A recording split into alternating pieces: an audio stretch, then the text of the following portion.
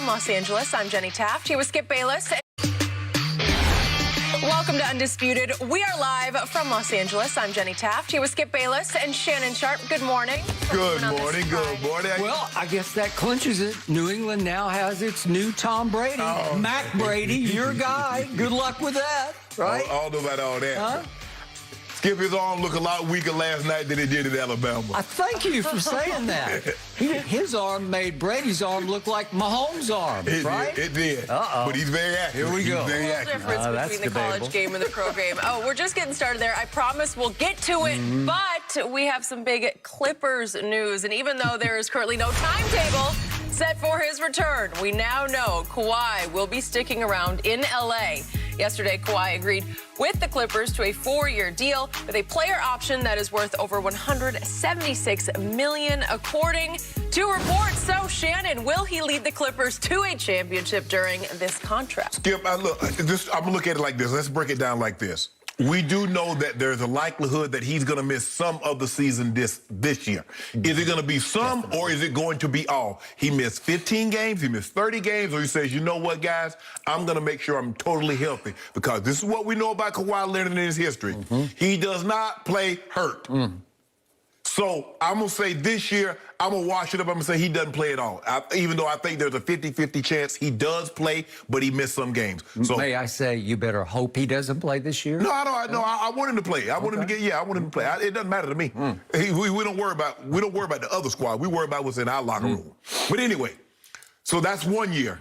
So he has 2 years left, because the 4th year is an option. Basically, Skip, that's an insurance policy in case the knees do give out on him, because we know his history. He's had some knee issues over the last several years that's caused him to miss some time.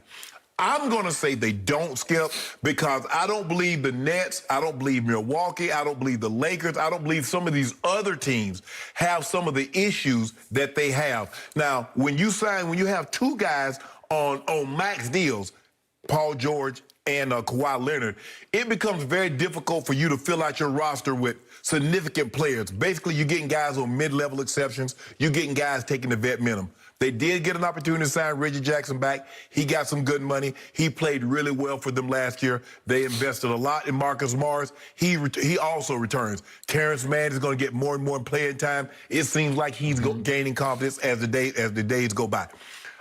I don't believe they do, Skip, because I don't believe they're better than the Nets. I don't believe they're better than the Lakers. I don't believe that they're better than the Bucks. So with that being said, I'm going to say they don't win one within the next 3 years. Now, he could opt out after that 4th year, so we'll see what happens then. I'm just going to take it 3 years, because that's what we know for a fact. That's what we know for a fact. He has a 3-year deal. I'm going to say within the next 3 years, he does not win a championship. As a matter of fact, our good old friends at Fox bet. Nets, Lakers, Bucks, Warriors, Jazz, Suns.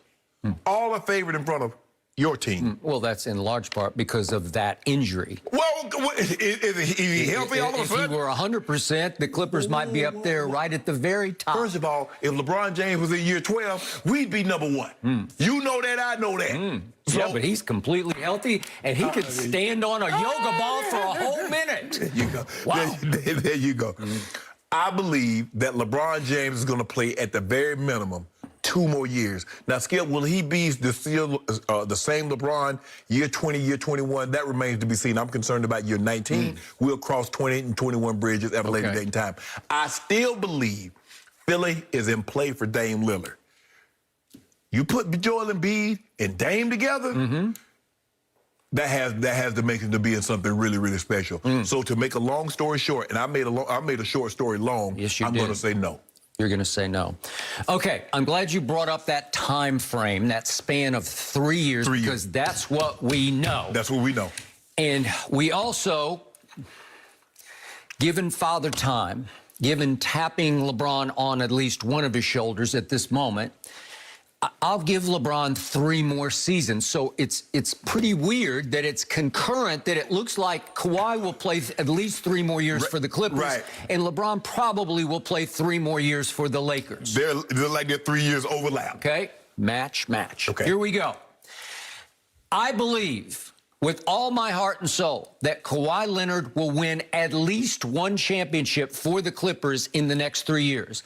I believe with all my heart and soul LeBron will not win another championship for the Lakers as he goes into year 19, 20, You said 21. that when he first got there, he wasn't going to win no championship. Well, then they get the bubble championship. Well, Had a big old asterisk. Nobody wanted to go to the bubble except for LeBron, and I give him credit for that. They bubbled up on everybody. That's what they did, and they pulled it off. They got to play the 5th seed from the Eastern Conference in the finals, and the 5th seed lost its 2 best players in the playoffs in Game 1 of the finals.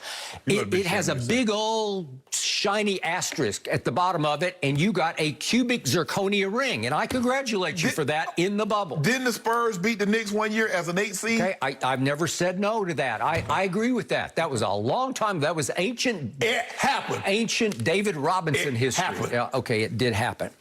All right, back to what just happened here. Okay.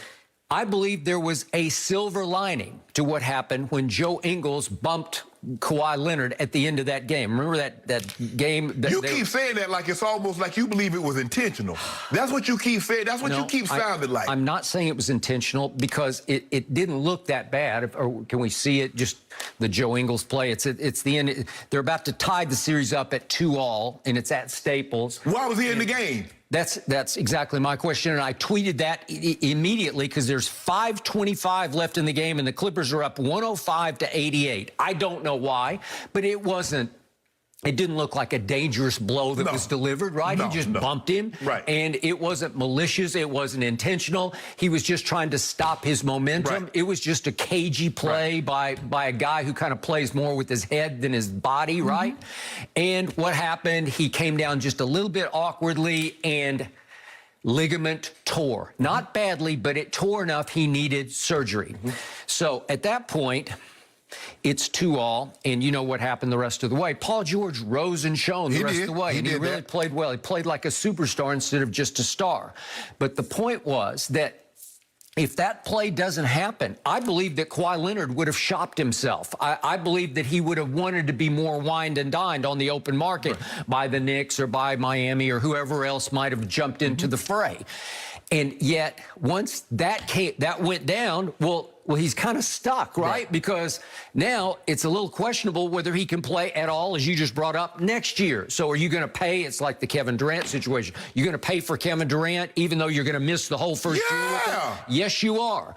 But is Kawhi Kevin Durant? Well, I never said he was Kevin Durant. Right. He's really good, and he's good enough to lead the Clippers to a championship, but he's not Kevin Durant. But on the open market, as he had just turned 30 years of age, would Kawhi have been able to command the kind of attention and the kind of dollars that he did when he was in Toronto and came to the Clippers instead of the Lakers? But the thing is, Skip, he wouldn't have been able to get the max dollars that he got from the Clippers on the open market. I got it. We know Kawhi wants to get, he likes his money. But he also likes to be wined and dined, right? Yeah. I still believe he would have got wined and dined, Skip. They showed him love. So, but the point is, he is now a Clipper for at least 3 years, maybe 4 years, maybe beyond 4 years. We don't know that for a fact at this point. We know 3. And what we do know is that Paul George, as I just said, rose and shone in the playoffs because here are his numbers. They went up considerably from the regular season because he was playing 41 minutes a game. He far and away led the whole playoffs in minutes average per game. 41 minutes. He averaged 27 points, 10 rebounds, and 5 assists. That's star power. That's money can't buy kind of talent and an impact on playoff games. And I remind you that they got through Utah without Kawhi, right? Yeah. And then I will remind you, it took the stretch of Chris Paul's life to save the day for the Phoenix Suns against the Clippers without Kawhi. Oh, that Game 6. Okay, remember Game 6, what happened at Staples? Yeah. When LeBron weirdly went to another game, but I don't know what that was about. I don't know what it was about, but the point was, at Staples that night, Chris Paul, who used to call Staples home, he made it his home away from home because in the last minute and 28 seconds, of the third quarter, and then the fourth quarter, he scored 27 points. You saw stretches in the finals where you say, there's no way he could score 27 points in a game, let alone in a two quarter. games. Yeah, right, in 2 games, let alone in a quarter and a minute and 28 seconds at the end of the third quarter. He just shot them right out of the playoffs. Right. Well, it's like too good. You tip your cap, you go on. Right. You know, you're done because he had not just the game of his life, he had the stretch of his life. I've never seen him play like that before, right? No. Okay, so it took that to stop the Paul George-led Clippers. And then all of a sudden, they all ran it back. It reminds me of what Tampa Bay did, except they obviously didn't go win the championship. Although you, Shannon Sharp, acknowledged on television that if Kawhi had stayed healthy, they would have gone to the finals. I don't know if you thought they would win the finals, but they would have gotten to the finals. I believe they could have beat Giannis and company, but that's just me. So the point is, Paul George is obviously back, but then Reggie Jackson came back. Right. And it shocked me. I just pretty much figured that he had earned his money and he was gone, right? And you did too. Yes. You thought he was about to get really paid, and he took that mid-level exception of, what was it, like 10-ish million, okay? And it was because he thought he owed this team for giving him a second chance in the league, right? But that's good money, Skip, considering that he's playing on the minimum last year to get $10.5, $11 million this year. Yes. That's a nice, I mean, that's a nice bump in pay. And you're somewhere, I know my role. I know playing with Paul George, playing with Kawhi makes my job a lot easier. So I don't blame him for staying. Nicholas Batum came back, and it surprised me. I love Nicholas Batum. I don't know if most people appreciate him, but he was a driving force of the French national team that made it to the gold medal game. He is a playmaker on both sides. He can defend. He's long, 6'8", and he's wily. He's crafty. He can disrupt. He can steal the ball. He can make a play.